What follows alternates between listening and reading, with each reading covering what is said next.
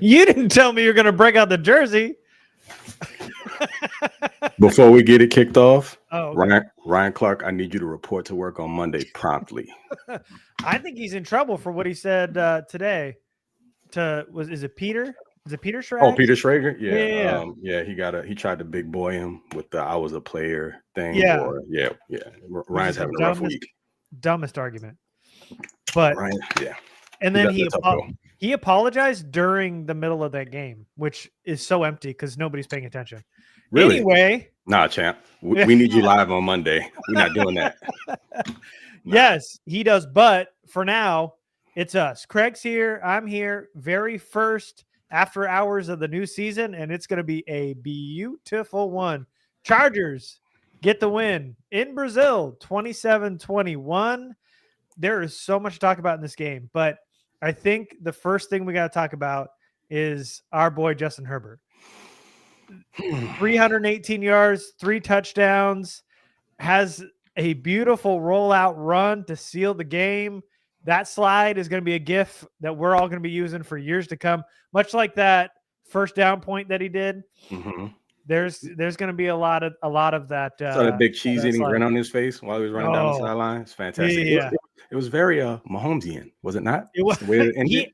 And he wanted to put a little extra on that too. Yeah, he put some sauce on it. As soon as he slid, he just was smiling, and I was like, man, he's about to get up and do something. But he held it together. He still had to kneel down. The game wasn't over, but man, there's so many things that transpire. But first, let's talk about Herbert. Man, I don't know. Like, we could spend the whole episode on him because it was a Herbert show. Like, literally in the Discord, when it was about 3-4 minutes left, I said, he's got to end it. It's got to be him because there was nothing going in the running game. And pretty much all game long, it essentially boiled down to him making the right decisions and delivering the ball on point, which he did for the majority of the night. The fact that they came out just slinging the pill the way that they did, I don't think any of us saw that coming. Now, granted, when they announced the inactives and I saw that they were only bringing in 2 tight ends, that was a little puzzling because I was sure Tucker Fisk was going to play and they were just going to attempt to cram the ball down the Chiefs' throat. But that wasn't the game plan. Harbaugh and Roman said, we're going to live and die on 10's arm. And he delivered in a big way out of the country. Funny thing about this is the entire deck was stacked against him. Like, you lose a home game, you have to go play where you're playing. And, the whole thing with the Chiefs getting one of the end zones and like it not really feeling like a home game, forget all of that. At the end of the day, 10 came, he delivered. And now, I get it, it's the first game of the season, but these are the types of games historically the Chargers lose, and 10 would not allow it to happen. The fact that he ended it, or it ended basically with his legs, is poetic justice. Yes. Yeah. It did feel like a game that an old Chargers team, or at least the one we're used to, they would definitely lose to, especially with all the things that happened in that game. But just to catch up on the chat real quick, I appreciate you guys. Yeah, feel free to smash that like button. I know we're probably too old to be saying that, but I appreciate it. Thanks for all the subs and the likes and everything. And then also, I thought this was just too good not to share. Madison beers for everyone today, baby. Hey, we got to attribute it to something. I don't know. Either that or the leg sleeve. It's one of the two. I don't know. Something, yeah. Or I don't know. Maybe it's that Portuguese flair from Brazil. I don't know. Who knows? It definitely didn't help out Becton today, by the way. whatever happened in Brazil. But came in for a while, left for a little bit, came back in the second half, left again.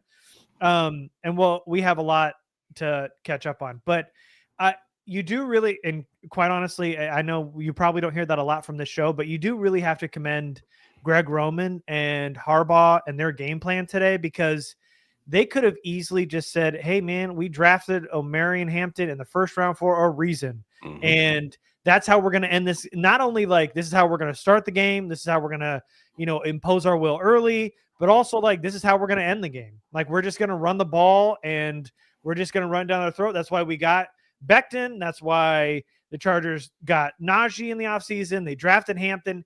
You thought and then getting Conklin in the run game, like you thought that there might be that, let's run the ball. Let's go back to what we know best. Let's go back to that Greg Roman staple. running the ball, getting downhill, and they did not do that at all.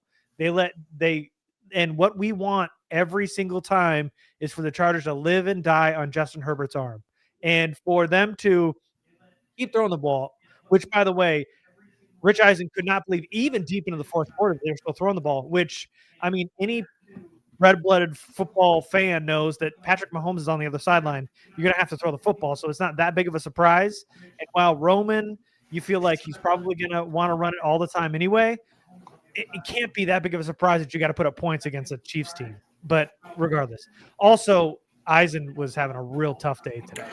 He was, I don't know what was going on. What was going on? It felt like he was attempting to call, like, I was like, are you on a delay or something? But even that doesn't make sense. It felt like he was attempting to call the plays before they happened. I'm like, you're there. How's this going on? But whatever. I don't want to dig too deep in that. But Rich, definitely not a good showing for you. And I actually like Rich Eisen, but it felt like he was trying to push a little bit of an agenda. Me too. He had a real tough time. I don't know what was going on. But regardless, there was a lot of Charger-esque things that happened in this game that this new Chargers team, and hopefully this is a trend going forward, just did not let them kind of bury them in this game. We saw Tier Tart open hand slap Travis Kelce, which they could not. Also surprised that he was not thrown out of the game. Thank God he wasn't. I know, because he had some really big pass deflections late in that game.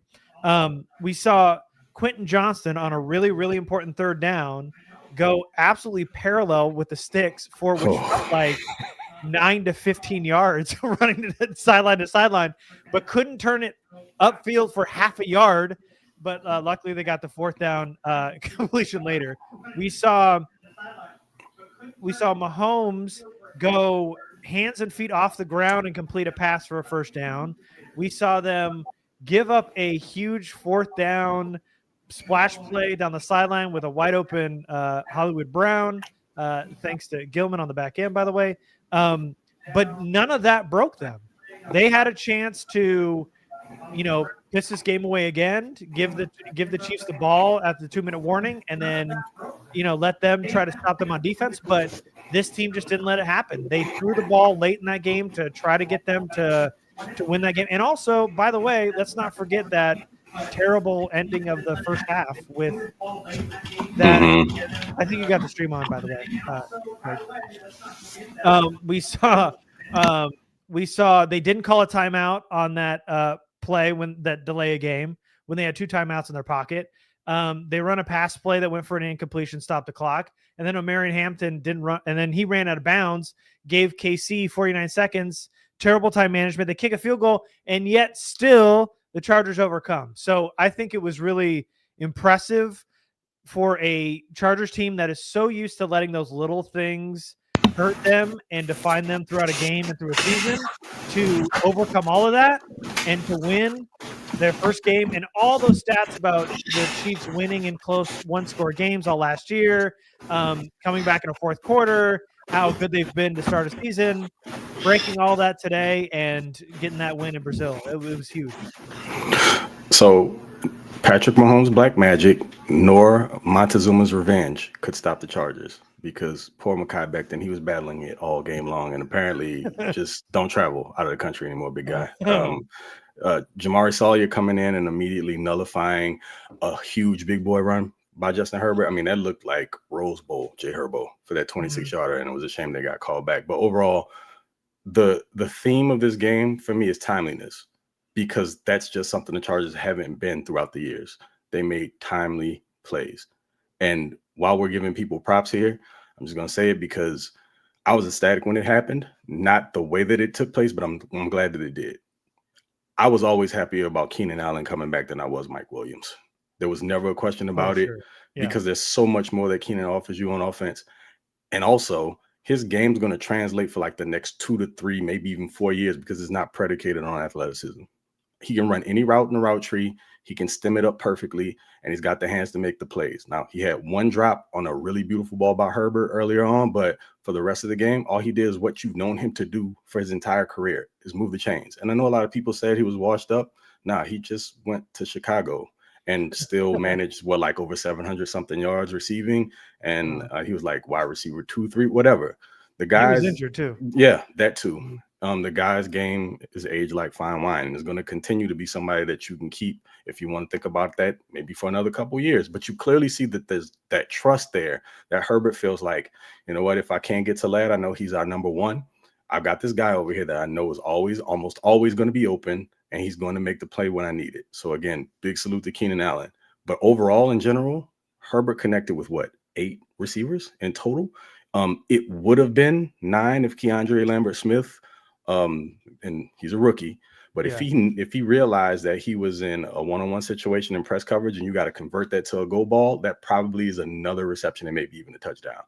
But I digress. Not harping on the negatives. At the end of the day, what you needed to see from this team, you saw.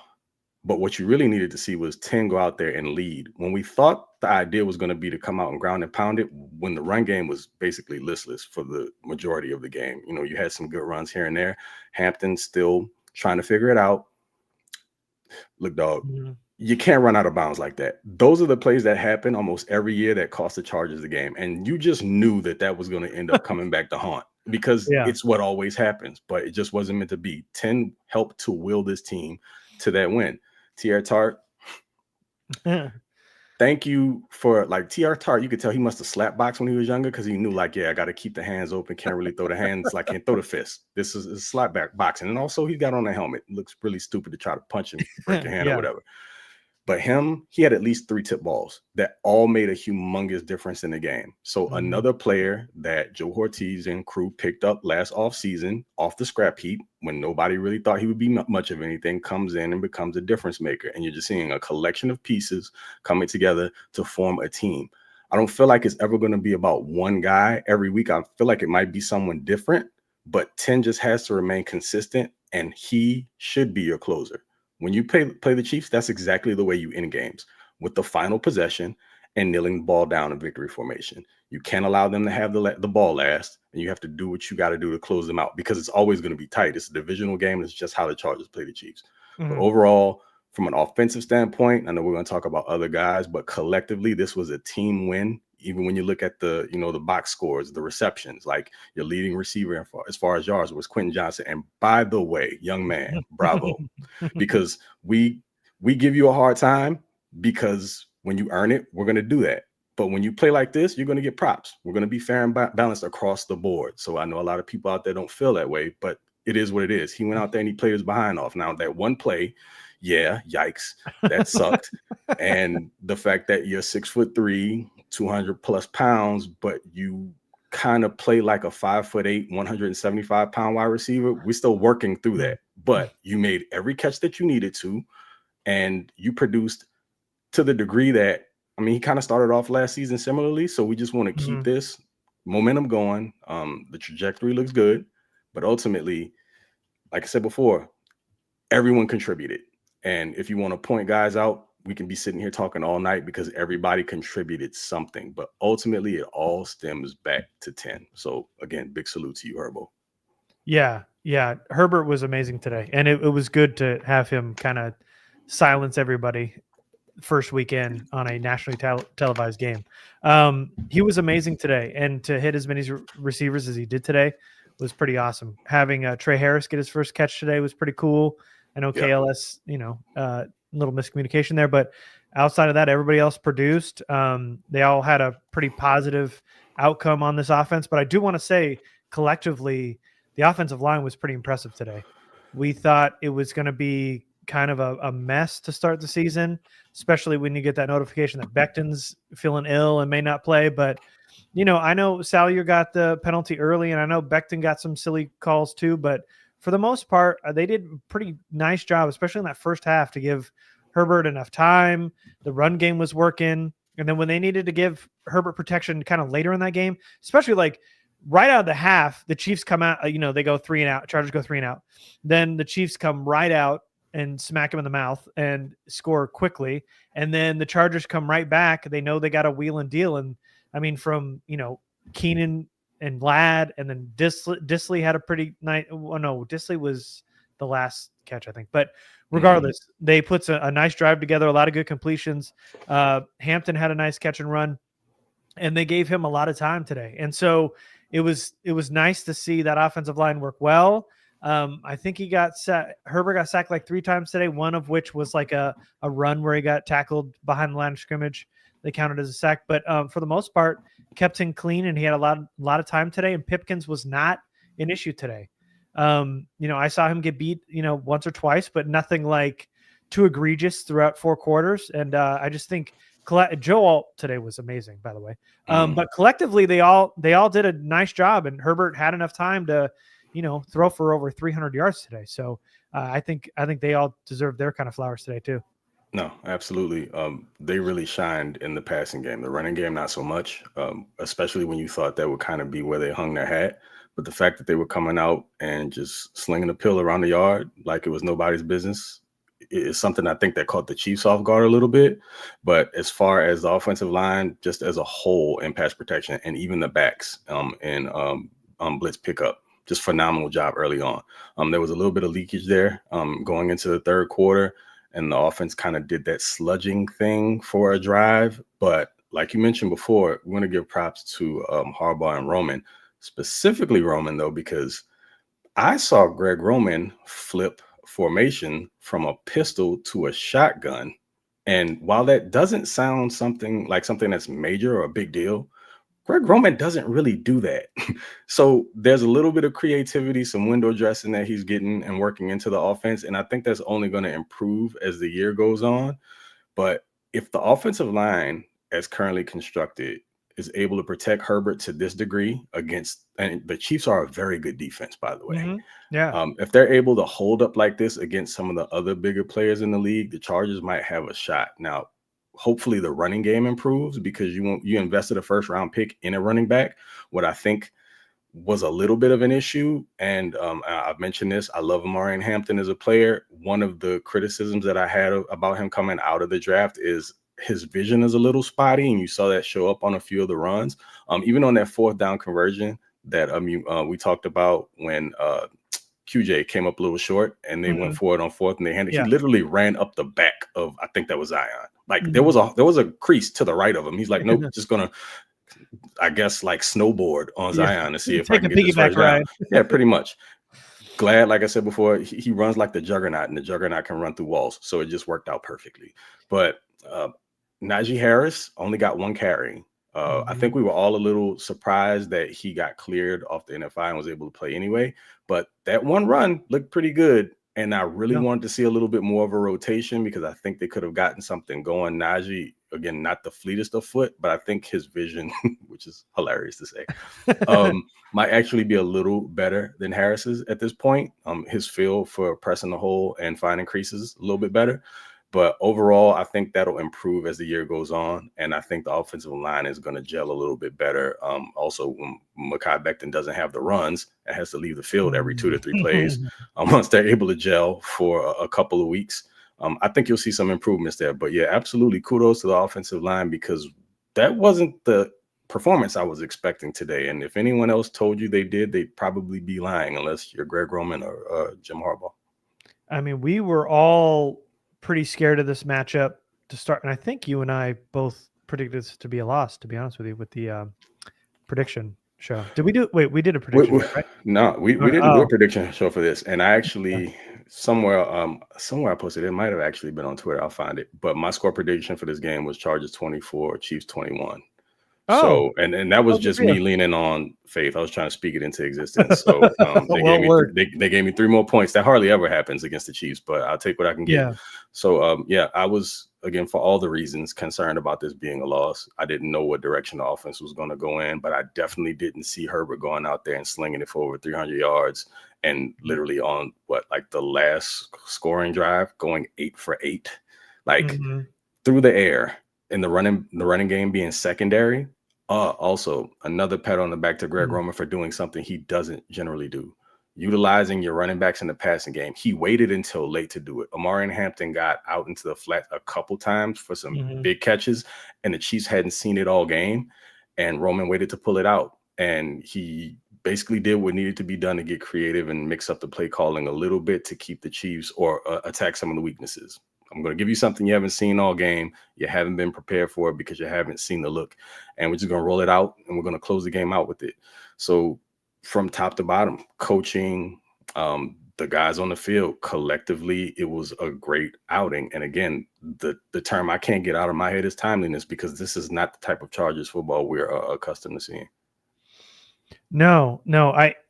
So what I was getting at was, as seasoned Chargers fans, and probably most of you that are watching too, Chris Jones has always been a problem, and nobody was all that excited about bringing Bozeman back, and we all have our reservations about Zion Johnson. And if Becton's kind of in and out and struggling and not 100%, and Salyer has to come in and take over, we all thought that he was probably going to eat today. And I think he ended up having like 2 tackles today. No real impact in terms of like, there are no sacks. I mean, that last play of the game, Chris Jones was supposed to secure the edge. He didn't. He tried to get upfield and get the sack, and Herbert was able to run and get that first down. And I don't know if you saw it, Greg, but Drew Tranquil and Chris Jones got into it after the game about that play.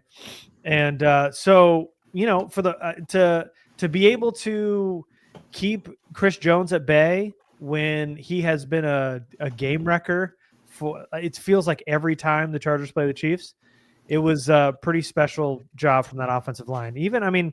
Zion struggled early, but it feels like later on the offensive line really clicked. I thought Joe Alt played great today, and just across the board, we didn't have a lot of high expectations for this offensive line, but to be able to, outside of a couple breakdowns from Drew Tranquil, who was able to get to Herbert. Outside of that, there wasn't really a lot of pressure. Herbert had a lot of time, and when he had time, you saw he got over 300 yards today. Yeah, so I was drunk with joy post game, so I missed the confrontation. I was probably bouncing around screaming in here, so yeah, definitely missed that. Chris Jones was essentially a non-factor. There was one rep. I don't know why they do this, but they insist on lining him up at edge, which is not his thing. But I guess they assume that since he's a high-level interior defensive lineman, yeah, let's just do it on occasion and see how it works out. And Joe always just kind of like, come on, Chief, what are we doing? Nah, and completely shut it down. Essentially, like, it looked like big brother playing with little brother, just keeping them at bay. Like, what are you doing, man? You're not getting around me. Just stop wasting your energy. On to the next rep. But Joe Alt, can you imagine not having him on the team? I know that that draft, we wanted a wide receiver. But can we all just admit that apparently Jim Harbaugh knows what he's doing? Because who could have foreseen Rashawn Slater being out for the year again and being able to take a guy whose natural position is left tackle, who played great his rookie year right tackle, and just slides over the left where he's accustomed to being anyway and erasing everything on that side. So I don't know, man.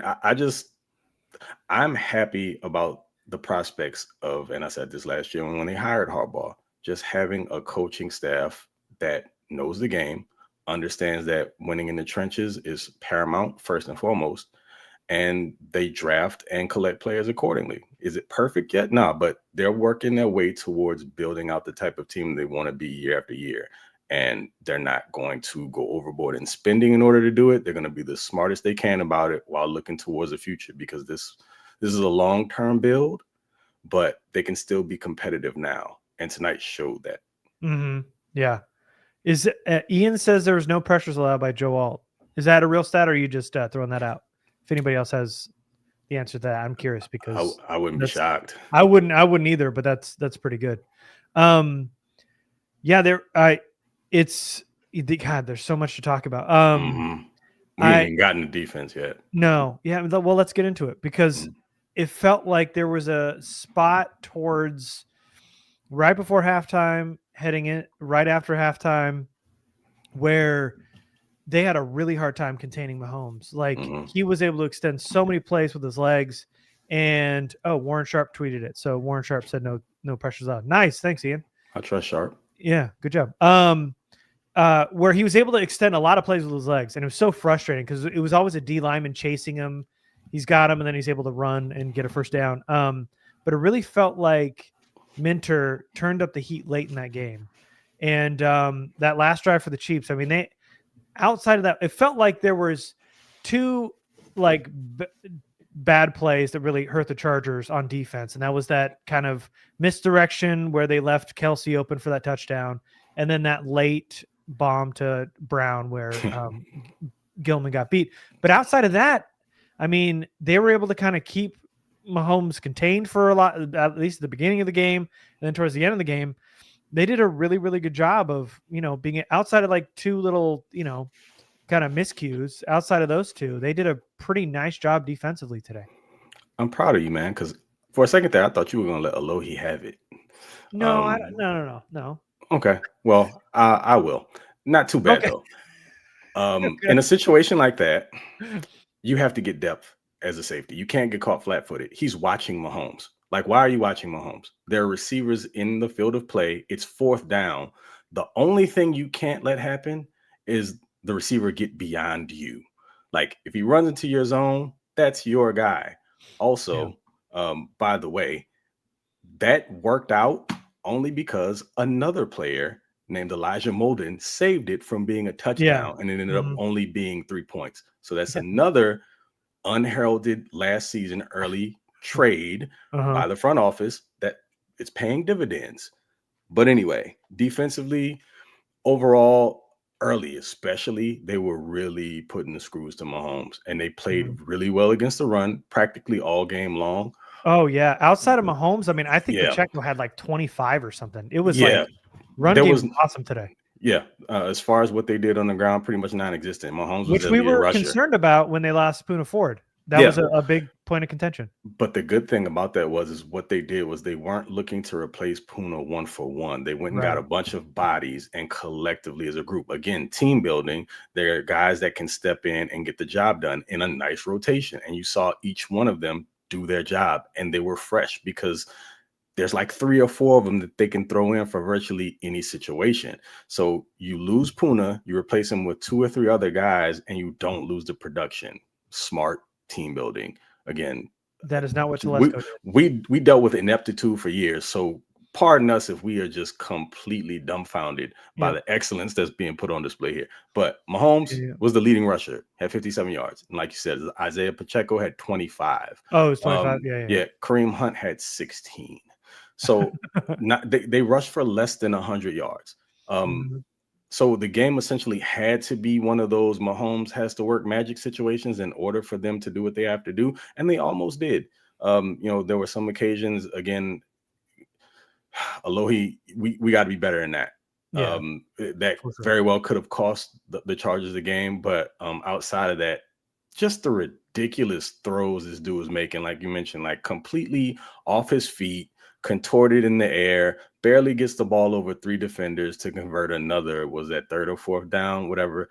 But they withstood the storm, because you're going to have to deal with this from Mahomes almost every game. He's got 1 or 2 of those types of plays in him every single game, and it always comes at the most inopportune moments for you, but specifically if you have a lead. And those are the plays that when they happen, they can be super demoralizing, and your team can either go in the tank or they can brush themselves off and get up and get to the next play. Historically, the Chargers just completely fall apart, totally demoralized after plays like that take place.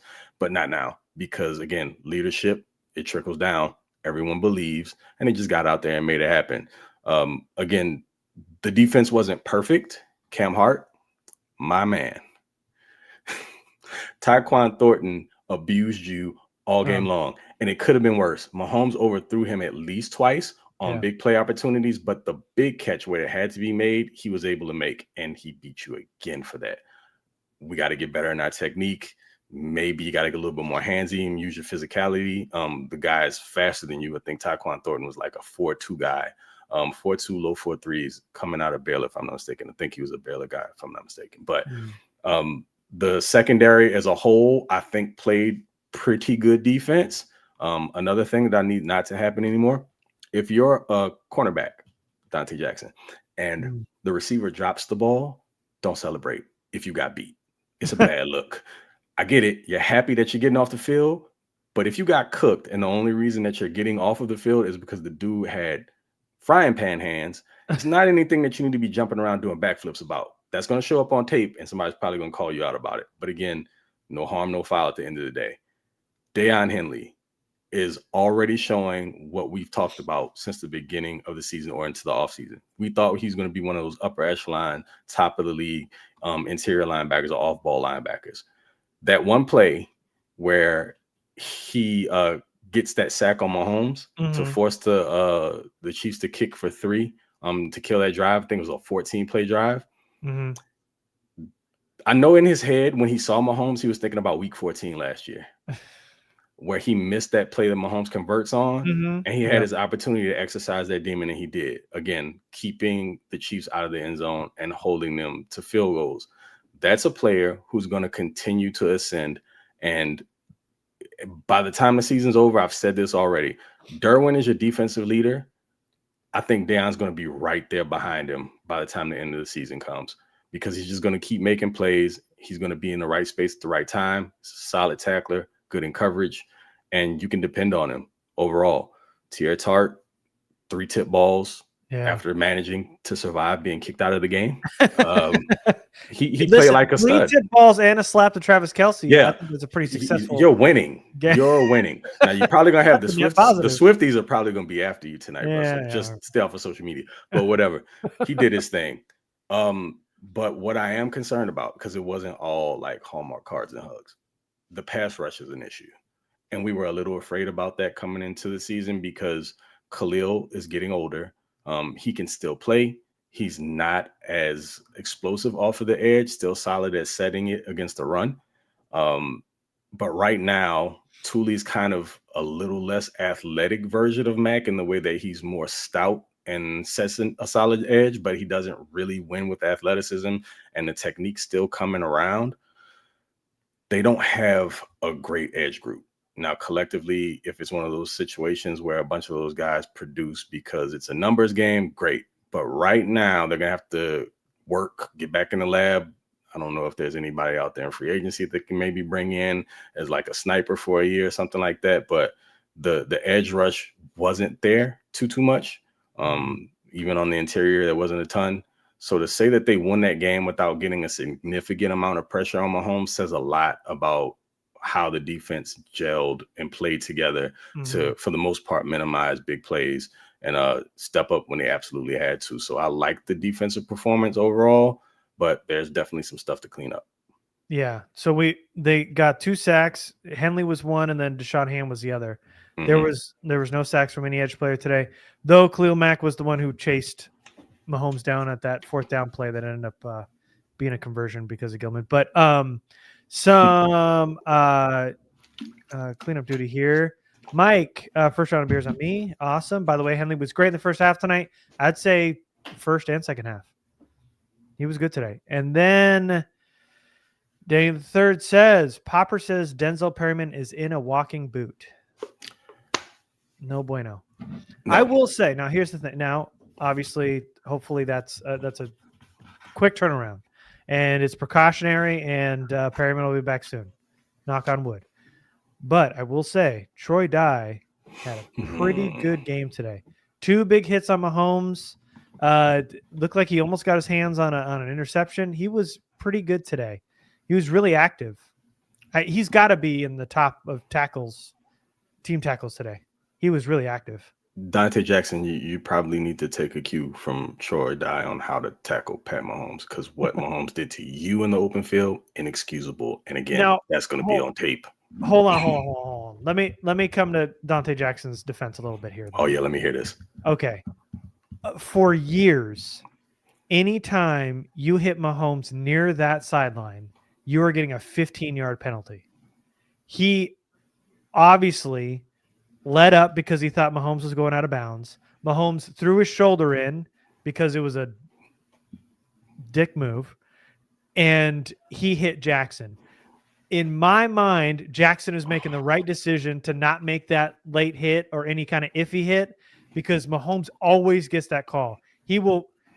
Jackson makes that hit, Mahomes leaves his feet, he's fallen, equivalent to an NBA flop, gets a 15-yard penalty, and then they're moving down the field. I'm telling you, I do not think that Jackson made the wrong. I would have done the same thing. I would have let up and just let him go, because there's been too many times you hit any borderline call on that sideline with Patrick Mahomes, you're getting 15. Well, you know who didn't care about any of that? Troy Dye twice.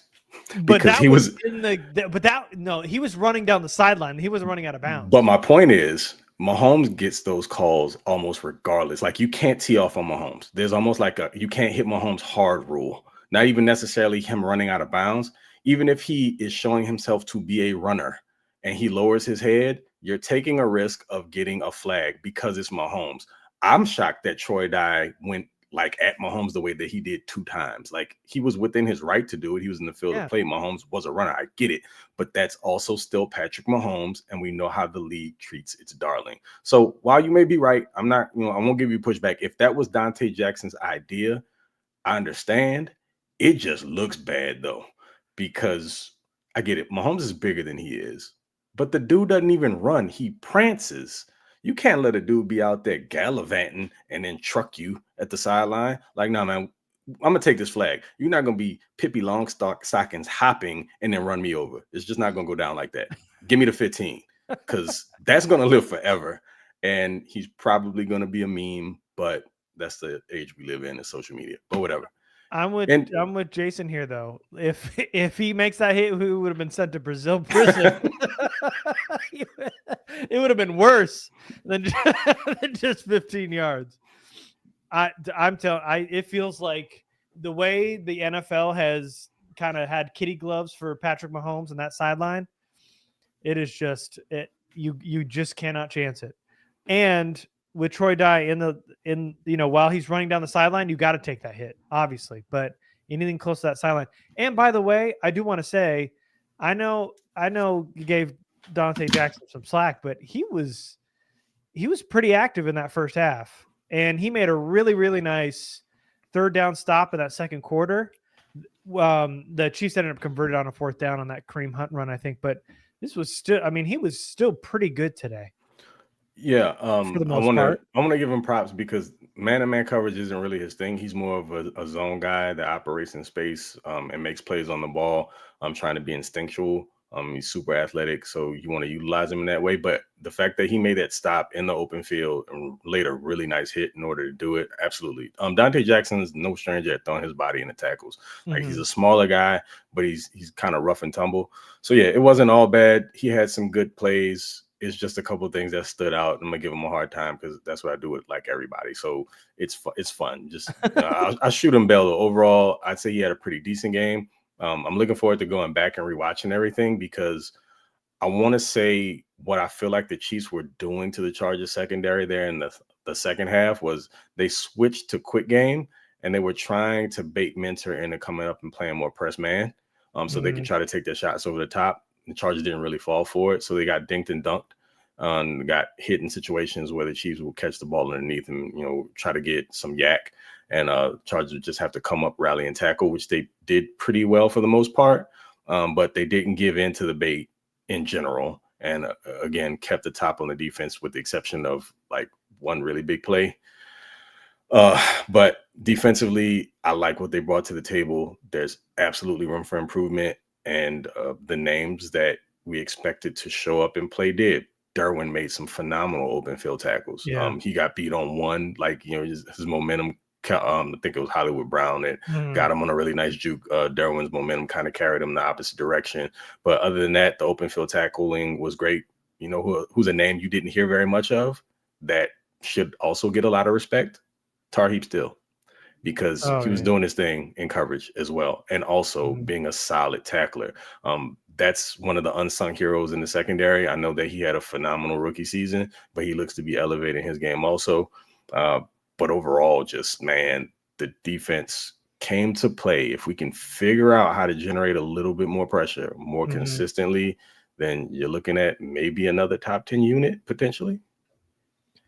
Maybe, yeah. No turnovers today, but still able to hold the Chiefs to 21 is pretty impressive. And I know there's a Chiefs fan in the chat, and we'll let him keep teeing off. But there's, you're just gonna have to take this loss this week. And you can make the excuses about wide receivers 1 and 2 being out, but man, hold on, no, you're a glutton for punishment. You ain't here hanging out. You can get all of this work. So we don't ever want to hear about who's missing. Okay. Are you familiar with Chargers football? Do you not realize that literally the best offensive lineman on our team, got paid to be the highest paid left tackle in NFL history, and then promptly 3-4 weeks later destroys his leg on a freak accident in practice or a freak play.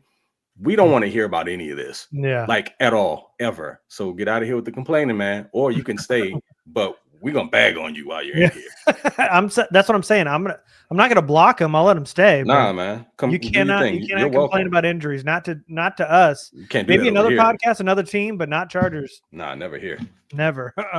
But I do want to point out how nice it is to have wide receivers like Ladd McConkey and Keenan Allen being able to open up the field for each other. We saw a really nice designed play where Quentin Johnston ran the go to take the safety with him so that Ladd ran the post and the nice big completion.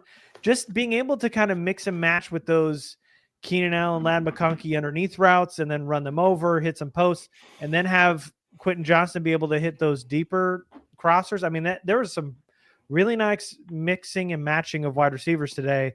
And I know KLS didn't get his, but from QJ obviously blowing up today, but Ladd and Keenan just being security blankets, being able to go to either of those guys on big downs and get those was huge. Conklin had a really big reception today.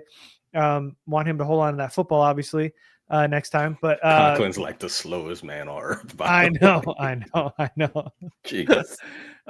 Will Dissly had a really, really nice big reception late. Mm-hmm. Came up big, and then we talked about Trey Harris's big catch today too. But being able to run all those guys in and out and cycle those wide receivers is a really, really nice mix and match combo, and you just love to see Keenan and Ladd on the field together, because anytime Herbert went to Ladd or Keenan, you just were like, oh, this is nice. You got your eyes lit up a little bit because it just felt comfortable because you have those kind of safety blankets of those two. What's funny about that? They looked like they were pretty well in sync for a team that you had to add some guys here in the offseason. I mean, whether it was rookies, not counting Keenan because him and Herbert already have this energy. They actually used QJ the way that they're supposed to use him, and they did it virtually all game, with the exception like that one go ball where he was one-on-one with McDuffie. Look, QJ's 6'3", McDuffie's 5'10". It wouldn't have counted anyway because there was a penalty, but you saw how you're not supposed to use him because that's not his game. He doesn't play a physical, go up and get his style of football. What they did was they got him on a move. You saw it early. They were, targeting him early, even behind the line of scrimmage. It was a play action rollout pass, the early one where he got like the really big chunk reception. I think it was for like 33 or so yards. And then, the crossers. The man beaters. Those are the routes that you run against teams who like to exploit a little man-to-man defense, but also the ones that want to press you up in man-to-man and then send an extra guy after you to see if they can get the quarterback down or actually move him off of his spot. And they dialed up the plays perfectly. Quentin is fast and he's athletic, and he can make it happen after he gets the ball in his hands. The issues have been him actually catching the ball, which no drops today, by the way. I mean, there was one in the end zone. I think the DB got his hands on it. Yeah. So I'm not going to give him a hard time about that. But the fact that he was catching the ball confidently and then looking to make something happen afterwards, that's growth, not just from QJ, because QJ knows who he is, but it feels like Greg Roman's starting to understand who QJ is. And so they're deploying him properly. If you can get him going offensively and make defenders make defensive coordinators have to game plan for him, you're only going to make life easier for Ladd, who is going to open up the field, the middle of the field, and literally on the perimeter outside the numbers for guys like Keenan to continue to move the chains. So again, team effort, using guys with varying skill sets that all complement each other, and growth overall. So can't say enough about what the Chargers were able to put together in a week 1 game against a division rival out of the country, sacrificing a home game.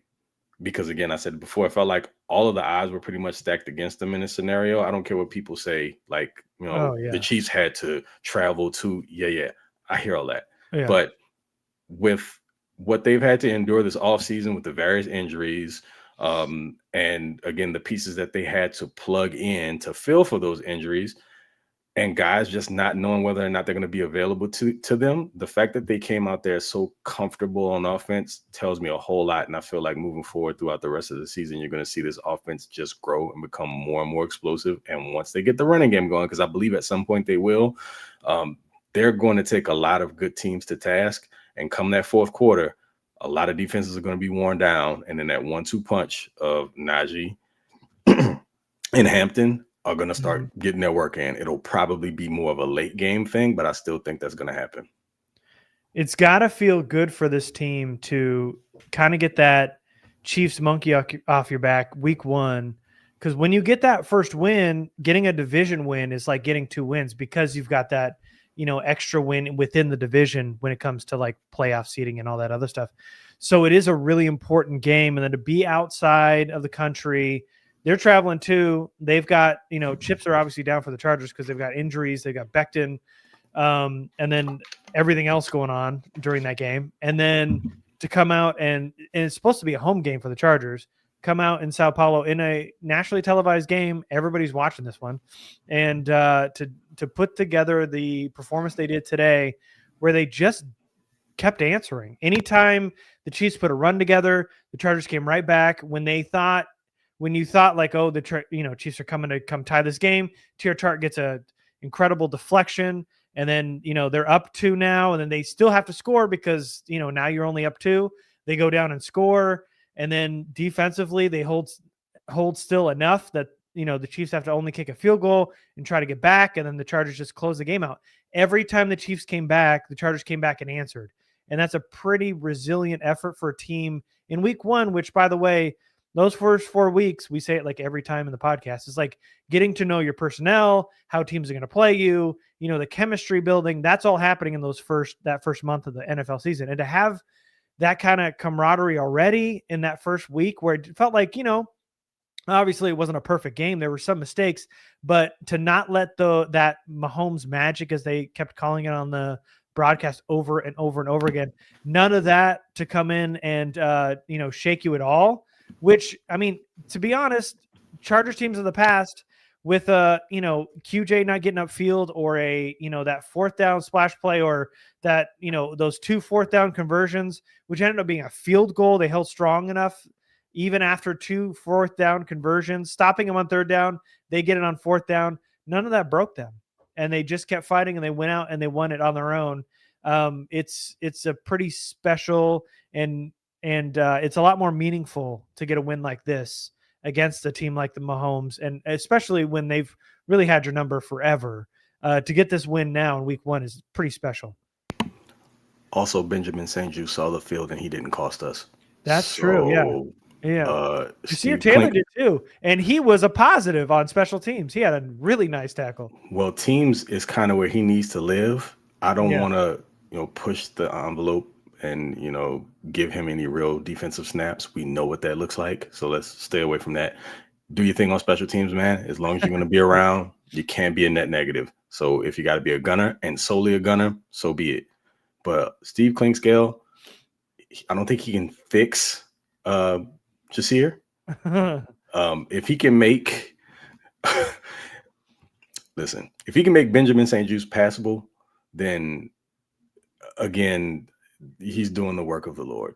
Like 33-year-old bearded Jesus walking on water type work. If you can just make Benjamin St-Juste serviceable as a defensive back, then that's all I'm asking for. But the fact that he played snaps tonight and wasn't a liability, it tells you all you need to know again about the coaching staff's ability to develop guys and get the most out of them, even when there's not a lot to pull from. But also, overall, let's not play with fire, Yeah, let's not test it too much. Spot duty, cool. I'm not trying to see that dude out there for like 30 some odd snaps though. No. I'm all good. I'm cool on that. Emergency situations only, and if a guy needs a rest, cool. But still, end of the day, all the way around, phenomenal defensive effort. When you were lacking in a very particular area as far as your pass rush was concerned, to still hold strong, especially when they got the Chiefs, or the Chiefs drove and got inside the red zone a couple of times, to be able to have them only walk away with 3 points, to defend that 2-point conversion. like Tier Tart did to stop them from being able to tie up the game. These are all scenarios that, as Chargers fans in the past, we are accustomed to seeing them screw the pooch, and they didn't do it tonight. There were several occasions where they could have just gone into the tank. There were multiple plays that, like you mentioned, like we've already said, that would cause them to completely just, I wouldn't say quit, but just become totally dejected. And they almost feel like they know they're going to lose the game, and all the gas is gone. That did not happen today. Harbaugh's not letting it happen. He's making the team believe. And again, they're going to play a tougher schedule this year. Like, my idea of a successful season, like last year, I think we said like 10, 11 wins. They got 11. If they got 10 wins, even if it was just one less, you have to look at it this way. It's still improvement, because last year they beat all the teams they were supposed to beat, with the exception like maybe one. That Cardinals game was disgusting. But when they played against the tougher teams, the upper echelon teams, the playoff teams, they got smoked. This year, beat the teams you're supposed to beat, but also be competitive with the good teams. And I think you kind of break even. And so the record comes out to about the same. But as long as I see improvement, I'm happy. But this is one hell of a way to start off the year, because there's no way I wanted to sit on 0-1 in this game and have to travel to go play the Raiders next week. Right. It's not something that you want to have to deal with for the next week. Yeah. So we're riding high. And the best thing about wins is when things aren't perfect, but you still won, you still got something to go attack. So they'll still be motivated to get better for next week. Yeah, because if you play your best and win, then that's it feels like that's all you got. You had to play your best to beat the Chiefs, but they didn't play their best today. They still did. And by the way, they were the much better team today. For 4 quarters, the Chargers were the better team, and they deserve to win this game. Not that even means anything, but, because normally that doesn't mean anything. But today they were definitely the better team. Going over things that they could definitely change. This is one of them. Hassan Haskins returning kicks. No more. Don't need to see it. I don't think anybody needs to see that anymore. What happened to Darius Davis, by the way? Did he leave? So Because it's interesting. Hampton was in. Towards the end of that game. By the way, the end around for Darius Davis, it felt like he had like a broken wheel. He was kind of like spinning a little bit. It didn't feel like he was his self today. Yeah, something looked a little off, like a little bit of a hitch in his giddy up. Yeah, so he couldn't really turn the corner. It was weird. Yeah, with the Haskins returning kicks thing, part of that is special teams, as far as like they were targeting him to kick him the ball. Him being back there as a returner is more so for blocking purposes. Yeah. So the Chiefs did the smart thing. They kicked the ball to the guy that is the least dangerous of your 2 returners. So yeah, we don't want to see it, but they're going to have to change up some of the way they position those guys back there if they want to give themselves the option to not have him do it. But as long as they're split, teams are going to make sure that they kick him. Well, I'm not going to say every team's going to do it, but if you got him and Davis back there, then they're absolutely, if they're smart, going to target Haskins to return the ball. Yeah, so you definitely want to flip that out so that you have a threat at both spots. But anyway. You sacrifice something, though, because if you get another guy back out there that's a solid returner but not very good at blocking, then so it's a give and take. Yeah, I'm curious about that Hampton thing. I wonder, it feels like Davis must have had some kind of injury, because it was Haskins and Hampton, which seems odd if he wasn't injured. All right, Todd says flipping running backs during drives will be special. Feels like Najee was being punished lightly this game. Do you feel like he was being punished? It kind of felt like he was like a last-minute addition, really. I wouldn't say punished, but what message are you sending to the team if a guy, we don't know the details of it, right? So let's not assume, but we know what happened. There was a situation where he was around fireworks, and you shouldn't be doing that as a football player, but to each their own. And it's a non-football related injury that forces you to miss virtually the entirety of training camp. Meanwhile, you got this rookie who's in there putting in work every single day. And then you get to the game, and then you split carries down the middle for what? Like, did he earn that? So I wouldn't necessarily say that it was punishment, but I think it was just kind of based on, who was available to do what needed to be done. And again, if this was an injury that Najee suffered that was football related, that happened during practice, it'd be different.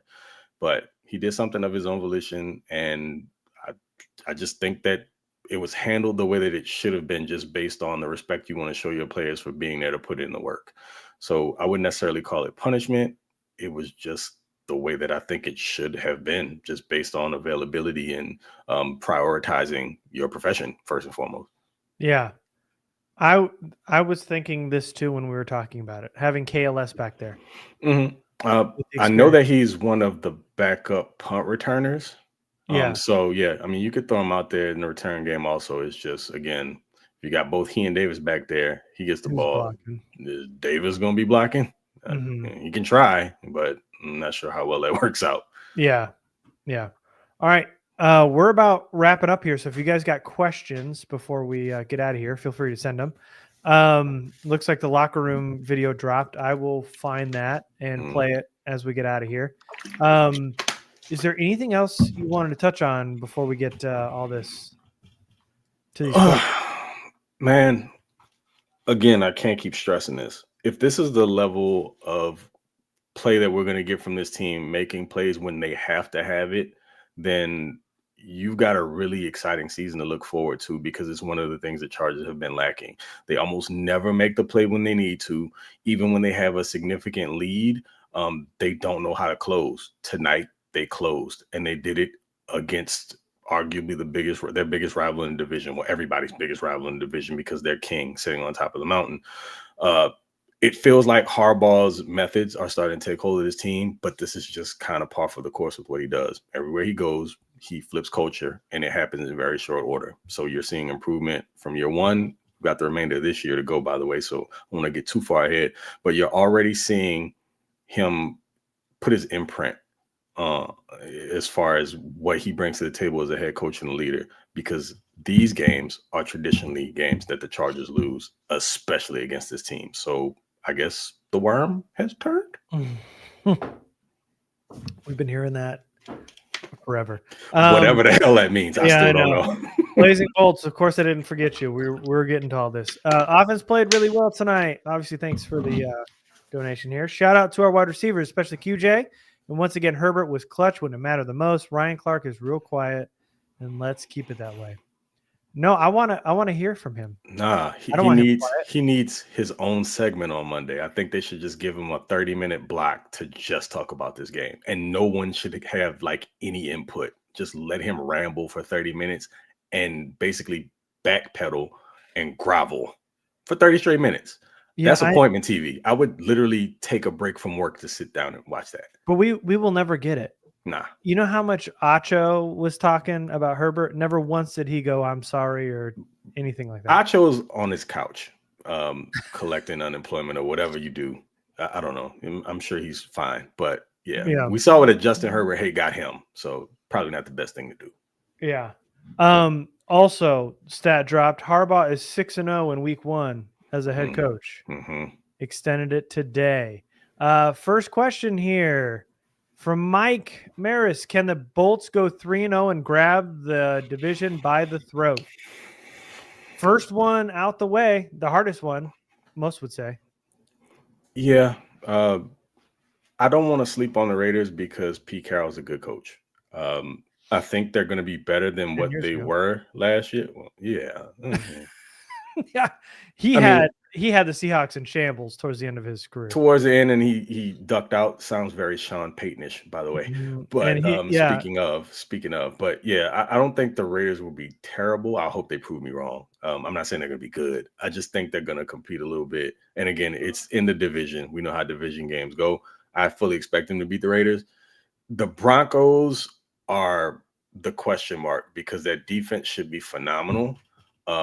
I still, for one, I have a buddy who's a huge Bo Nix fan, is also a Broncos fan. He thinks Bo Nix might be like the second coming of John Elway. But as far as I'm concerned, I still need to see it. I think he landed a very fortunate situation with the type of defense he plays with and the type of play caller that Sean Payton is. I would say if outside the Chiefs, the Broncos probably give me the most pause. Sure. So I could see them sweeping the Raiders. Well, we're talking about the first 3 games. So I could see them beating the Raiders, and then the Broncos game is a little bit of a toss-up for me. That's the first home game, right? So they play the Broncos at home, and they play them at SoFi. You don't consider this a home game? This Brazil game? Yes, Man, it look, is. I'm glad Yes. we won. I'm glad we It's won the because first game. I would really be pissed off about this still. But First one of SoFi. never the mind. Yeah. So we'll see what happens in week 3. But to me, the toughest of the next 2 is for sure the Broncos, and I don't just want to brush them off. They could absolutely go 3-0. But I think that Broncos matchup is going to be quite tough because they can pretty much do it all. They can get after the passer, and you got a great secondary. So Herbert's going to have his work cut out for him. Yeah. And they will definitely need to work on containing the quarterback because Bo Nix will run all over them if they are as leaky as they were today. Yeah. All right. Next question is from Emmett. I think this is new. Emmett, welcome. What did you think of Omarion's performance today? Spotty at best. Really? The thing about it is I can't blame him for all of it because the interior, the blocking wasn't great. The problem is that when he had opportunities to break runs, like there were a couple that were very, very good runs. But the thing with the Marion is if the crease is there and it's wide enough, he'll hit it. The problem comes is when the hole isn't obvious for him or he can't feel a cutback lane. He missed at least 2 occasions where he probably could have taken a run that went for like 3 or 4 and popped it for like 8 or 9, maybe even a first down. So I don't think it was bad overall. It was just inconsistent. And the kid's a rookie. The offensive line did not give him a lot of opportunities, but the ones that they did give him, I don't feel like he capitalized to the best of his ability. But I'm not knocking him. I'm not saying he had a bad game. It was just he ran a little hot and cold. Yeah. I think somebody said incomplete for their answer, and I think that's a pretty good assessment. I felt like early on in that game, it felt like he was so close to breaking one. It felt like every time he touched the ball, he was like he really has a nice burst when he gets the ball, and it feels like if he's got a hole, he's probably taking it to the house. I don't love him turning his back to defenders, like running into contact and running his back into defenders. Instead of falling forward for extra yards. So it felt like there was a lot of positive towards the end of that game. It felt like he couldn't get a lot of yards. When he really needed to get yards, he got him on that fourth down conversion. And then that swing pass down the sideline was nice. I mean, when he's got a head of steam, I wish Herbert would have got rid of that a second sooner. A little earlier. Yeah. Get a couple extra yards. Would have been closer to the sticks at least. But he's a rookie. Obviously, that getting out of bounds when he should have got down. We talked about that. Hopefully, he'll learn from that. But for the most part, he averaged like 3 point, it was like 3.5 yards or so a carry, which isn't great. But for his first showing against a pretty good Chiefs run defense, I would say he did okay. There was obviously some flashes of what he could be. But I feel like the vision needs to help a little bit. I feel like maybe some nerves were there a little bit today. But for the most part, he was okay. He was okay. When he sees the hole, he hits it. And like with force, he plants his foot, he gets north and south, and the burst is clearly there. It was evident in scouting him. And he's hell if you get him squared up. What you want to do is hit him at an angle. Because if you take him head on, you're probably getting knocked back and going for a ride. Again, like I said before, if he sees the hole, he hits it. The problem is him seeing the hole at this point more consistently. Yeah. Speaking of Hampton, did you guys see Lynch chatting it up with Hampton? Marshon Lynch, did you see that? Yeah, after he went out of bounds. I think Marshon was probably, just kind of coaching him up. Okay, I have an opinion on this, and tell me if I'm just being an old man, but what the hell is going on? How do you let a person outside of the organization just like go up and talk to your starting running back? And I get it, he's Marshon Lynch, and I love Marshon, and I think he's like naturally a really funny dude. Like it feels like anytime he does anything, like I'm gonna watch it. Like if he does Skittles stuff and he went to like Ireland or whatever. He did like a show with Will Arnett, that like Murderville show. I watched that. Like I'll watch him in basically anything. I think he's like fascinating and interesting. And I think he's naturally funny, unintentionally.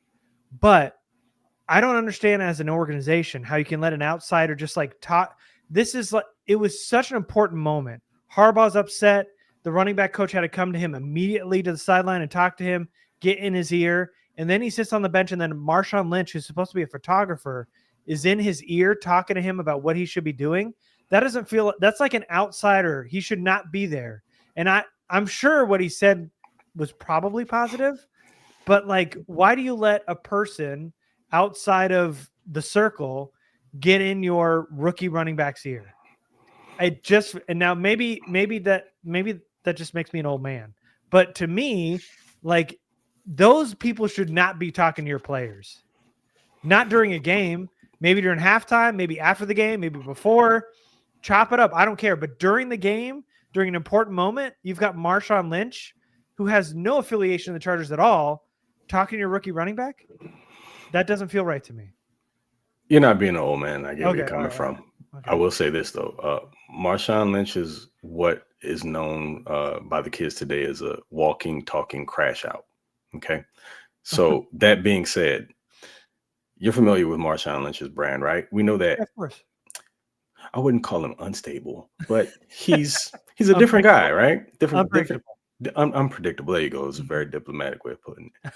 I'm not telling Marshon Lynch what he can and can't do. That's just me personally. You see Marshon Lynch walking up and down the sideline, who's going to be the one to tell him? I guess security? Of course. Maybe. Chargers don't have a big dom like the Eagles. Yeah. Like, there's no, like, muscle on the sideline. There's got to be something. Yeah. See, I don't know, man. I think some people you just got to let, he's a peacock, got to let him fly. You know, You've seen the movie, The Other Guys, right? Mm-hmm. Mark Wahlberg. Yeah. Yeah, of course. Just got to let him fly, man. Let him do his thing. Yep. Yeah. Okay. The Oracle is Keenan Allen, the GOAT wide receiver. Chargers GOAT in my mind. Chargers, yes. Always be my favorite. Chargers. Release that freaking Navy Keenan jersey. I need it. I've been waiting. I need it.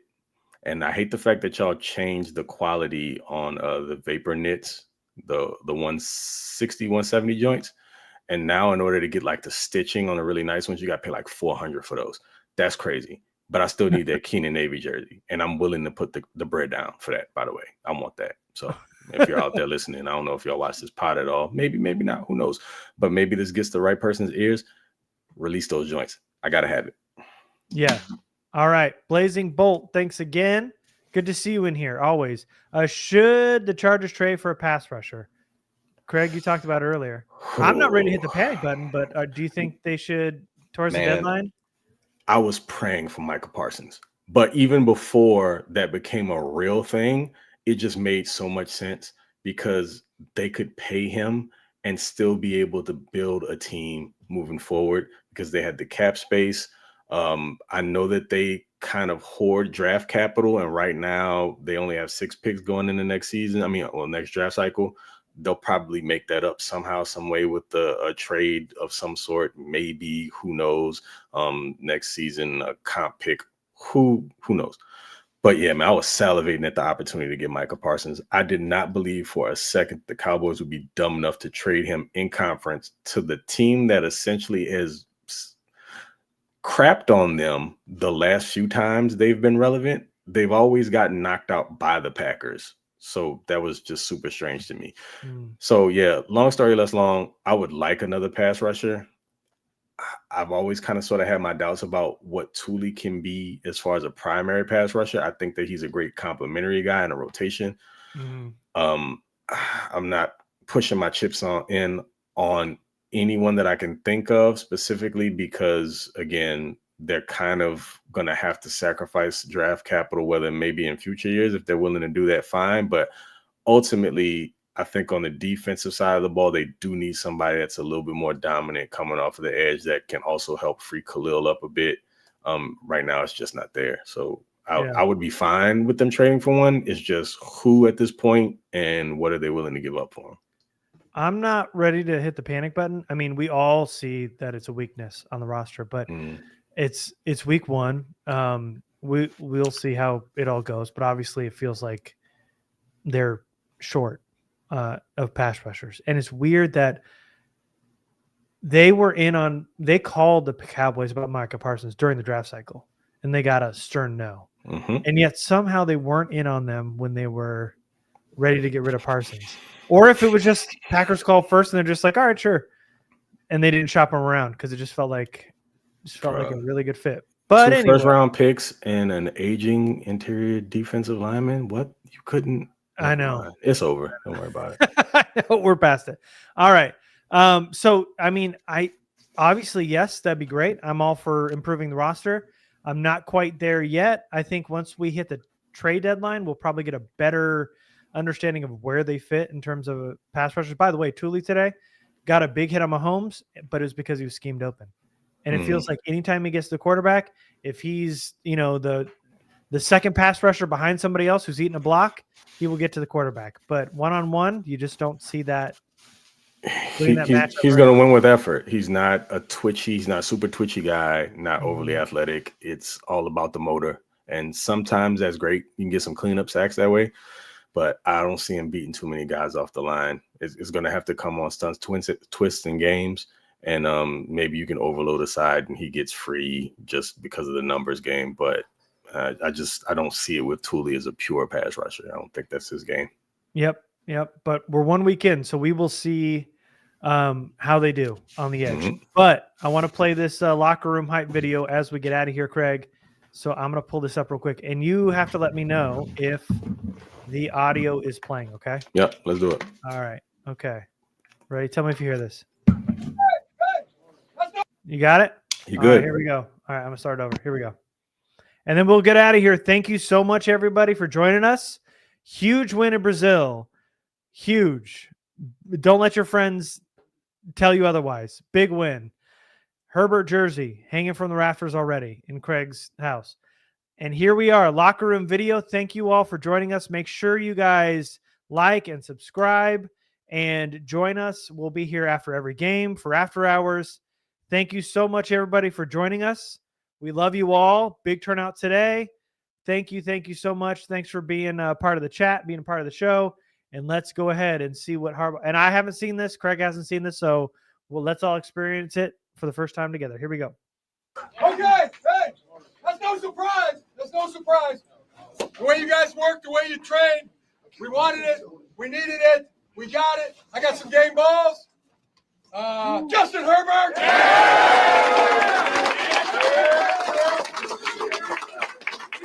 Will Disley. What? Quinn Johnson.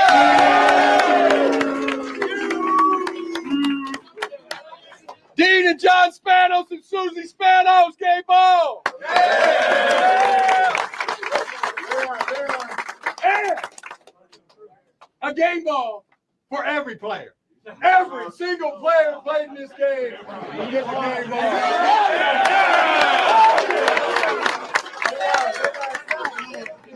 Hey, that was one heck of a job. Give each other a high five for that.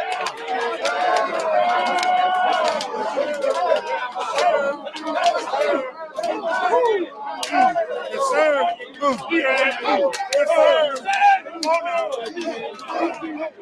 Love it. And one question for you. Hey, 60 minutes, so we got to be out of here in 60 minutes. So, who's got it better than us?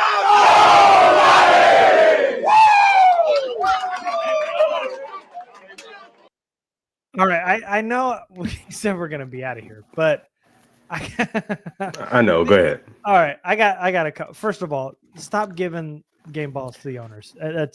Stop that. We don't need to see them. We don't need any of that. Second of all, why is Will Disley getting a game ball? He had one reception today for 18 yards. He gets a game ball? I mean, Keenan did more, Ladd did more, Conklin did more. I mean, he wasn't even the best tight end today. And then also, you can't give a ball to every player. Then that means nothing to QJ. That means nothing to Herbert. You're taking away from their moment. You can't be giving game balls away from everybody.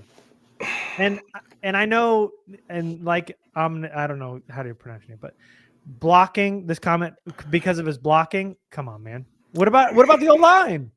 Joel had no pressures today. You know what I mean? I really don't mean to pick apart. Mekhi Becton was out there. Mekhi Becton was out there playing with the squirts, dog. Yeah, he needs a game ball, just off the strength, off the muscle. He needs a game for all these big plays. Nobody on defense. Yeah. Anyway, man. all right. I'm sorry. I didn't want to say anything, but here. Anyway, all right. We're happy because Yeah. the Chargers won. They are 1-0. Big game within the division. Going across to South America. They're playing in Brazil, in Sao Paulo. Get the big win. Herbert was amazing today. Defense was good. There were so many good players. Part of me understands why they would give one to everyone, but you can't be diplomatic. You got to give the best players the ball, the ones that deserve it. No, for sure. Before we hop off here, also, yeah. People in the chat, do me a huge favor. My son Colin's first tackle football game ever is tomorrow. He's super excited about it. He would be really amped if he just saw people in the chat cheering him on. Go Colin, whatever you want to drop in there. He'd be really appreciative to see it. Okay, so before we get out here, I need everybody that's still with us, which is a lot of them, make sure to give Colin a big shout out because it's a big game coming up. Colin deserves it. We'll make sure that everybody, that he sees everybody talking about how excited they are for him. Appreciate you guys. Thanks for sticking with us. It feels weird doing this podcast without the three of us, but I appreciate you guys all joining us. Thanks for all the great comments. If you guys have any other questions, hit us up on Twitter.